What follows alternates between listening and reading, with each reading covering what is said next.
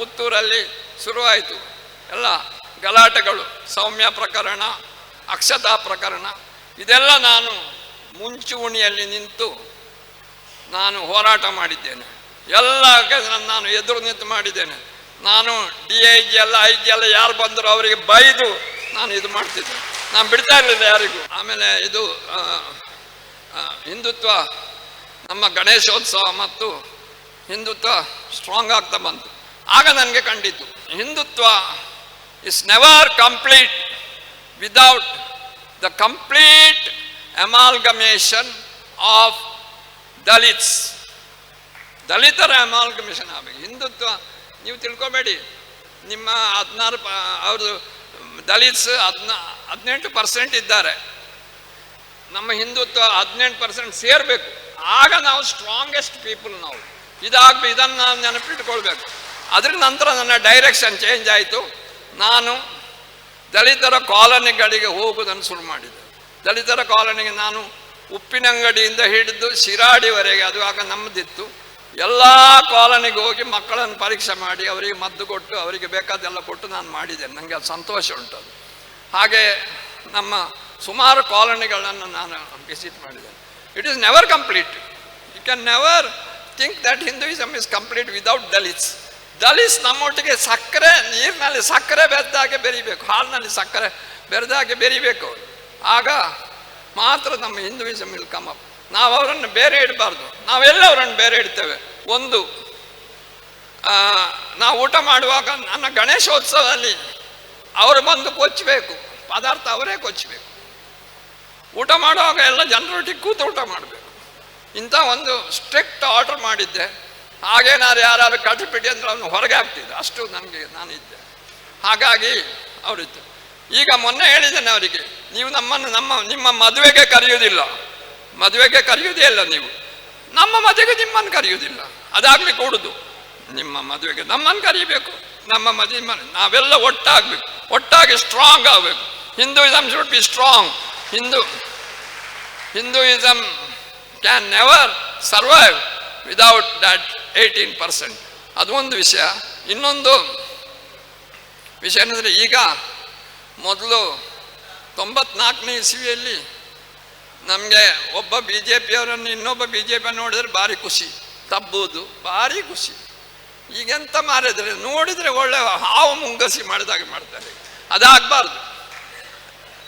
ಸ್ವಾರ್ಥ ಬಿಡಬೇಕು, ಸ್ವಾರ್ಥ ಬೇಡ, ದುಡ್ಡಿನ ಆಸೆ ಬೇಡ, ಹಿಂದುತ್ವ ಮೇಲೆ ಬರಬೇಕು. ಅದಕ್ಕೋಸ್ಕರ ಎಲ್ಲರೂ ಒಟ್ಟಾಗಿ ಎಲ್ಲರೂ ಒಟ್ಟಾಗಬೇಕು. ನನಗೆ ಇವತ್ತು ನೀವು ಮಾಲೆ ಹಾಕೋದು ಬೇಡ, ನನಗೆ ನಿಮ್ಮ ಮಾಲೆ ಬೇಡ, ನೀವು ಎಲ್ಲ ಒಟ್ಟಾಗಿ ಎಲ್ಲರೂ ಒಟ್ಟಾಗಬೇಕು. ಬಜರಂಗ ದಳ ಬೇರೆ, ಇದು ಯಾವುದು ಜಾಗರಣ ವೇದಿಕೆ ಬೇರೆ, ವಿಶ್ವೇಶ್ವರ ಬೇರೆ, ಎಲ್ಲ ಒಂದೇ, ಎಲ್ಲರ ಐಡಿಯಾ ಒಂದೇ, ನಾವೆಲ್ಲ ಒಂದೇ. ತಿಳ್ಕೊಳ್ಳಿ, ಎಲ್ಲಾದರೂ ಹಿಂದೂಗಳು ನಾವು ಒಟ್ಟಾಗದಿದ್ರೆ ನಮ್ಮ ತುರ್ಪಿರ್ಲಿಕ್ಕಿಲ್ಲ, ನಾವು ಪಡ್ಚಾದೆವು. ಆದ್ದರಿಂದ ಸ್ವಾರ್ಥ ಬಿಡಿ. ನೋಡಿ, ಒಂದು ವಿಚಿತ್ರ ಅಂತ ಗೊತ್ತುಂಟ ಪುರಾಣಿಕರೇ, ನಾನು ಈಗ ಒಬ್ಬ ಒಳ್ಳೆ ವರ್ಕರ್ ಇದ್ದ ಅಂತ ತಿಳ್ಕೊಳ್ಳಿ, ಒಬ್ಬ ಒಳ್ಳೆ ವರ್ಕರ್ ಅಂತ ತಿಳ್ಕೊಳ್ಳಿ. ಈ ಸಾರಿ ಅವನು ಒಳ್ಳೆ ವರ್ಕರ್ ಮಾರಿ, ಇವನು ಗ್ರಾಮ ಪಂಚಾಯತ್ ಅಧ್ಯಕ್ಷ ಮಾಡುವ ಅಂತೇಳಿ ಅಧ್ಯಕ್ಷ ಮಾಡಿದರೆ 1 ವರ್ಷ ಬಿಟ್ಟರೆ ಅವನಷ್ಟು ಹೋಪ್ಲೆಸ್ ಯಾರೂ ಇಲ್ಲ. ದುಡ್ಡು ತಿನ್ನೋದೊಂದು ಎಂಥ ಅವಸ್ಥೆ. ನಮ್ಮ ಒಳ್ಳೊಳ್ಳೆ ವರ್ಕರ್ಸ್ ಎಲ್ಲ ಹಾಗೆ ಮಾಡೋದು. ಅವರಿಗೆ ಈ ಕಾಂಟ್ರಾಕ್ಟರ್ಗಳನ್ನು ದುಡ್ಡು ಕೊಡ್ತಾರೆ, ಕೊಟ್ಟಗೊಳ್ಳೆ ಅವ್ರಿಗೆ ಮತ್ತೆ ಅದೇ ಆಲೋಚನೆ. ನೋ, ದುಡ್ಡು ತಗೊಳ್ಳಿ, ನಿಮ್ಮ ಖರ್ಚಿಗೆ ಬೇಕಾದ ತಗೊಳ್ಳಿ, ಆದರೆ ಅದನ್ನೇ ಮೇಯ್ನ್ ಆಗಿಡಬೇಡಿ. Hinduism should shine, be strong. ನಮ್ಮೊಳಗೆ ಜಗಳ ಮಾಡಬಾರ್ದು, ನಾವೆಲ್ಲ ಒಂದೇ, ನಮ್ಮ ಧ್ಯೇಯ ಒಂದೇ. ನೀವೆಲ್ಲ ಬಂದದ್ದು ಯಾಕೆ? ನಾನೊಬ್ಬ ಹಿಂದೂ ಅಂತ, ನಾನೊಬ್ಬ ಡಾಕ್ಟ್ರು ಅಂತ ನೀವು ಬಂದದಲ್ಲ. ಡಾಕ್ಟ್ರು ಪುತ್ರ ಯಾರಿದ್ದಾರೆ ಅವರಿಗೆ ಹೋಗಿ, ನಾನು ಆಗಲ್ಲ, ಇವತ್ತು ನನಗೆ ಮಾಲೆ ಹಾಕುವುದು ನೀವು, ನಾನೊಬ್ಬ ಹಿಂದೂ ಒಟ್ಟು ಮಾಡುವ ಅಂತೇಳಿ. ಅದಕ್ಕೋಸ್ಕರ ನನಗೇನು ಹೆಚ್ಚು ಲೈಫ್ ಇಲ್ಲ. ನಾನು ನಿಮ್ಮ ಕೈ ಮುಗಿದು ಕೇಳ್ಕೊಳ್ತೇನೆ ಎಲ್ಲರ ಹತ್ರ, ದಯವಿಟ್ಟು ಜಗಳ ಮಾಡಬೇಡಿ, ಎಲ್ಲರೂ ಒಂದಾಗಿ ಹಿಂದುತ್ವ ಒಟ್ಟಾಗಬೇಕು. ಒಟ್ಟಾಗಿ ನಾವು, ಸಪೋಸ್ ನಾಳೆ ಹಿಂದುತ್ವ ಇಲ್ಲ ಅಂತ ತಿಳ್ಕೊಳ್ಳಿ, ಹಿಂದೂಗಳು ಡೌನ್ ಆದರೆ, ಇವತ್ತು ಮುಸ್ಲಿಮರು ಮೇಲೆ ಬಂದರೆ ನಮ್ದು ಇದು ಅಫ್ಘಾನಿಸ್ತಾನ ಆಗ್ತದೆ. ಅಫ್ಘಾನಿಸ್ತಾನ ಹೆಂಗಸರು ಇದಕ್ಕೆ ಹೋಗ್ಬಾರ್ದು, ಕಲೀಲಿಕ್ಕೆ ಹೋಗ್ಬಾರ್ದು, ಅಲ್ಲಿಗೆ ಹೋಗ್ಬಾರ್ದು, ಇಲ್ಲಿಗೆ ಹೋಗ್ಬಾರ್ದು, ಎಲ್ಲ ಬುರ್ಕ ಹಾಕ್ಬೇಕು ಬರ್ತದೆ. ಬೇಕಾದೋ ನಿಮಗೆ ನಿಮ್ಮ ಸ್ವಾರ್ಥಕ್ಕೋಸ್ಕರ ನಮ್ಮ ಈ ಪ್ರೀತಿಯ ಭಾರತವನ್ನು ನಾವು ಕೈ ಕೊಡ್ಬೇಕಾ ಹೇಳಿ?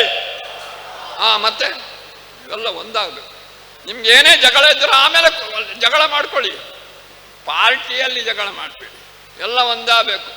ನೋಡಿ, ಇಂಥ ನಮ್ಮ ರಾಜೇಶ್ ನಾಯ್ಕರಿದ್ದಾರೆ, ಎಂಥ ವ್ಯಕ್ತಿತ್ವ, ಕೈಯಿಂದ ದುಡ್ಡು ಎಷ್ಟು ಹಾಕಿ ಖರ್ಚು ಮಾಡಿ ಕೆಲಸ ಮಾಡ್ತಾರೆ. ಅಂಥವರೆಲ್ಲ ಗೆಲ್ಲಬೇಕು.